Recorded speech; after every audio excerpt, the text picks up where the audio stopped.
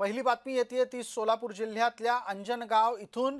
अंजनगावामध्ये आजची परिस्थिती या क्षणाची तरी तणावपूर्ण आहे, कारण तिथे धनगरांच्या मंदिराच्या जवळ बळजबरीने शिवरायांचा पुतळा बसवलाय असा आरोप होतो आहे। सोलापुरातील अंजनगावामध्ये संघर्ष झालाय। मराठा आणि धनगर समाजाचे प्रतिनिधी आमने सामने आले आहेत। परिस्थिती काबूत राहावी याच्यासाठी पोलिसांना घटनास्थळी पोहोचून हस्तक्षेप करावा लागलेला आहे। या निमित्तानं दोन्ही बाजूंनी परस्परांच्या विरोधामध्ये जोरदार घोषणाबाजी करण्यात आली। या आंदोलनामध्ये धनगरांचे नेता लक्ष्मण हाकेही उतरले होते। आमची विनंती आहे की तिकडे पण जाऊन सांगणार आपल्याला जसं विनंती केली सगळ्याला शांत करून आपले जे रात्री बोललं आहे त्याप्रमाणे धनगर समाजाचा इतिहास पुसण्यासाठी हे गाव अंजनगाव हे खेडोबाच्या नावाने ओळखलं जातं शेकडो वर्षापासून। तुम्ही इथं येऊन छत्रपती शिवाजी महाराजांचा पुतळा बसवून या एरियाला तुम्ही शिवतीर्थ नाव देताय, म्हणजे आमचा धनगरांचा इतिहास तुम्हाला पुसायचा आहे, आमच्या देवस्थानाची ओळख तुम्हाला पुसायची आहे। लाखो बांधव इथं येतात, भाकणूक होते, खूप मोठी यात्रा भरते, जिथून पालखी जाते त्याच ठिकाणी हा छत्रपती शिवाजी महाराजांचा पुतळा बसवलाय।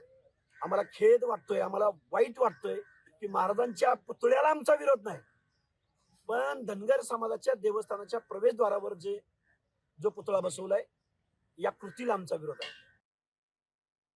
महाराजांच्या नावाने दहशत निर्माण करायची, आमच्या बहुजनांच्या मनामध्ये, आमच्या रक्तामध्ये, श्वासामध्ये शिवाजी महाराजांचं नाव आहे, आदर आहे, परंतु अशा प्रकारे असा पुतळा बसवायचा, तिथं खाली त्या मनोज जरांगेचा फोटो लावायचा आणि त्यानंतर मग धमक्या द्यायच्या, त्यानंतर मग म्हणायचं तुम्ही छत्रपती शिवाजी महाराजांना विरोध करताय।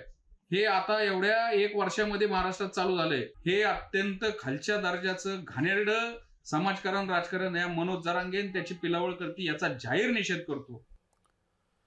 या विषयावर अधिक चर्चेसाठी आपल्या सोबत जोडले गेलेले आहेत आमचे सहकारी प्रतिनिधी संतोष कुलकर्णी। संतोष, माझा आवाज आपल्यापर्यंत पोहोचत असेल तर आपण पटकन सांगा, आत्ता तिथे परिस्थितीतला तणाव कायम आहे का संपलेला आहे? तणाव कायम आहे। दुपारपर्यंत विचारविमर्श दोन्ही गटात एकमेकांना भेटत होते, विचारविमर्श चालला होता, समन्वय साधण्याचा प्रयत्न चालला होता। मात्र जेव्हा प्रशासनाने पारदर्शकतेचं पाऊल उचललं आणि मंदिर परिसरात मोजणी आणण्यात आली आणि त्यामध्ये जेव्हा मोजणी करून आले त्यानंतर मात्र धनगर समाज आक्रमक झाला आणि दोन्ही समाजात आक्रमक झाले, एकमेकांमध्ये त्यांनी घोषणा दिला।